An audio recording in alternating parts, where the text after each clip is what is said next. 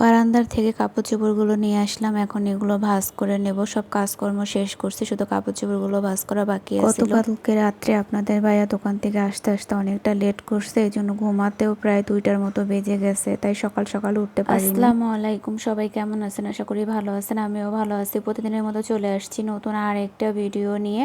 ঘুম থেকে যেহেতু দেরি করেই উঠছি, এর জন্য আর ক্যামেরা অন করা হয়নি। অফ ক্যামেরায় সব কাজকর্মগুলো শেষ করে তারপরে হচ্ছে গোসল করে জোহরের নামাজটা আদায় করে নিছি। এখন আর তেমন কোনো কাজকর্ম না, এই জন্য ভাবলাম কাপড় চোপড়গুলো ভাঁজ করা বাকি আছে, এগুলো ভাঁজ করলে সব কাজকর্ম শেষ। কাপড়গুলো ভাঁজ করা হয়ে গেলে হচ্ছে দুপুরের খাবারটা খেয়ে নেব। ভাত ফ্রিজে ছিল, ওইটা আমি বের করে রেখে দিছি ঠান্ডাটা ছাড়ার জন্য। আমি যেহেতু আগের দিন রাত্রেই ভাতটা রান্না করে রাখি, ওই ভাতটাই হচ্ছে সকালবেলা ফ্রিজে রেখে দেই, দুপুরে খাওয়ার আগে বের করে খাই। আমার কাপড় চোপড়গুলো ভাঁজ করা হয়ে গেছে, এখন সব কাপড় ড্রয়ারে তুলে রেখে হচ্ছে দুপুরে খাবারটা খেতে যাব। ছেলেরও খিদা লাগছে, ওরও খাবারটা খাওয়াই দেব। যদিও ইচ্ছাকৃতভাবে খাবারটা খেতে চায় না, খুব জোরাজুরি করতে হয়, দেখি খাওয়ানো যায় কিনা। কাপড়গুলো ড্রয়ারে রেখে দিয়ে আমি ড্রয়িং রুমে এসে দেখি আমার ছেলেটা মুরগির সাথে দুষ্টামি করতেছে। মুরগিটা যেন কেমন হয়ে গেছে, এবার অল্প কয়টা ডিম পেড়ে আছে।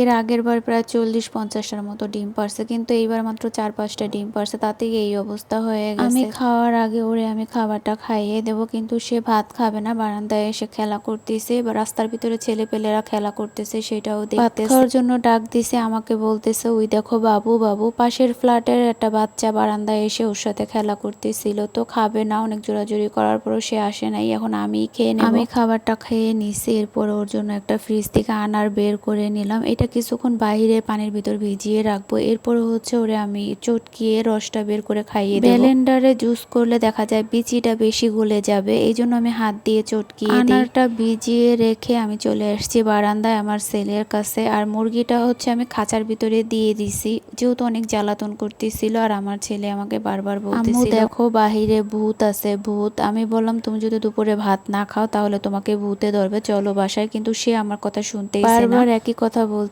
বাহিরে ওই দেখো ভূত আছে ভূত আছে। আমার ছেলের বয়সটা আজকে আপনাদেরকে একটু শোনাবো। ও এখনো স্পষ্টভাবে তেমন কথাবার্তা বলতে পারে না। অনেক বাচ্চারা আছে 3 বছরে অনেক পরর পরর কথা বলে, আমার ছেলের এখনো পুরোপুরি 3 বছর হয়নি, তারপর আর কি যতটুকু বলে সুন্দর করে বলার চেষ্টা করে, ওইভাবে হয়তো বা গুছিয়ে কথা বলতে পারে না।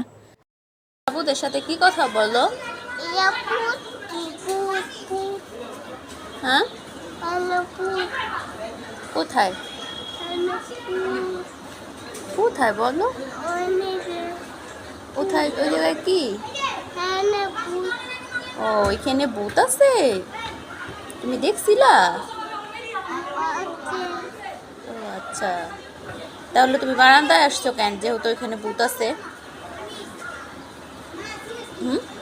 বলো কি? তাই? হ্যাঁ, বাইরে তো ভূত আছে, তাহলে বাইরে যখন ভূত আছে তুমি বারান্দায় আসছো কেন? বারান্দায় আইসো?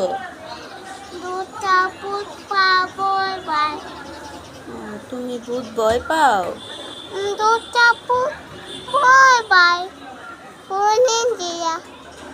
আচ্ছা তাই।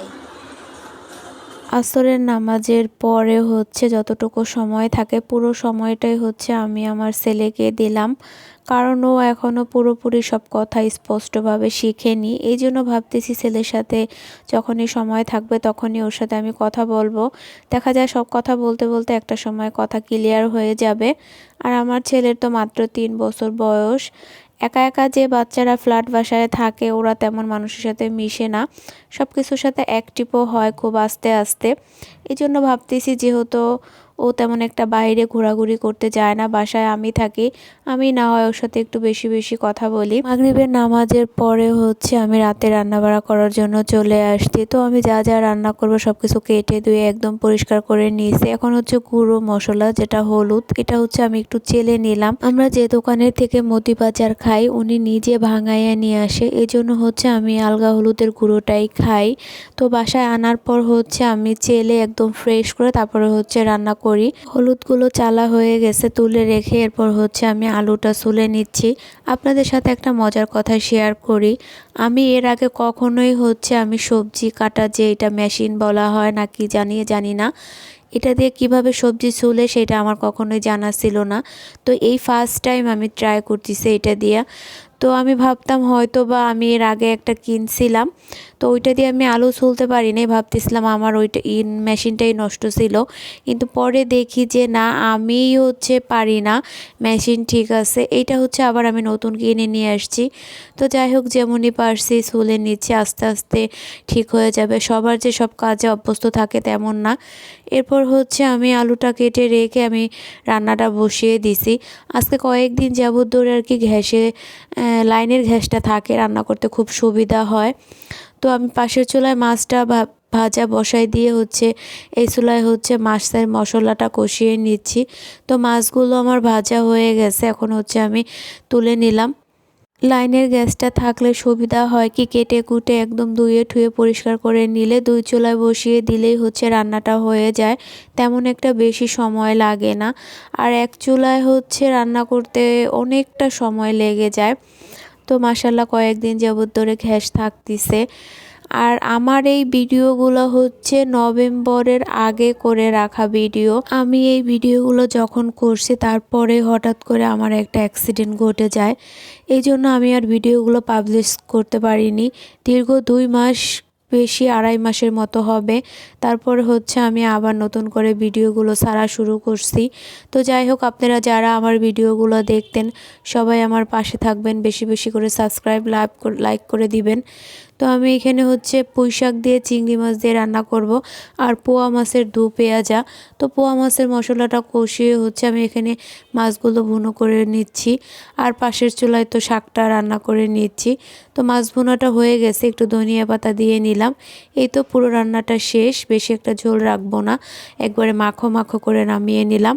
পোয়া মাছের তরকারিটা আমার এরকমই ভালো লাগে। তো এদিকে হচ্ছে আমি ভাতটা রান্না করে নিছিলাম আগে, যখন অল্প গ্যাস থাকে তখনই হচ্ছে আমি ভাতটা রান্না করে নিই। পুরোপুরি গ্যাস আসলে হচ্ছে তরকারিটা রান্না করে নিই। তো ভাত রান্না করা শেষ, একটু ছেঁকে নিচ্ছি। ভাত আর মাছ বোনাটাই হয়ে গেছে, শুধু বাকি আছে হচ্ছে পুঁই শাকের তরকারিটা। তো আমার আলুগুলোও সেদ্ধ হয়ে গেছে, এখন এর ভিতরে হচ্ছে আমি শাকগুলো দিয়ে নেব। আলুটা আগেই মাছের সাথে কষিয়ে নিছি, যেহেতু আলুটা সেদ্ধ হতে সময় লাগবে, আর শাক সেদ্ধ হতে তেমন একটা সময় লাগবে না।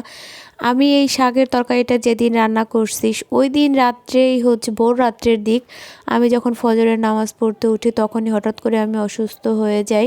এরপরে হচ্ছে আমার আর তেমন কোনো ভিডিও করা হয়নি, আর যে ভিডিওগুলো করছি ওইগুলো আর আমার ছাড়া হয়নি।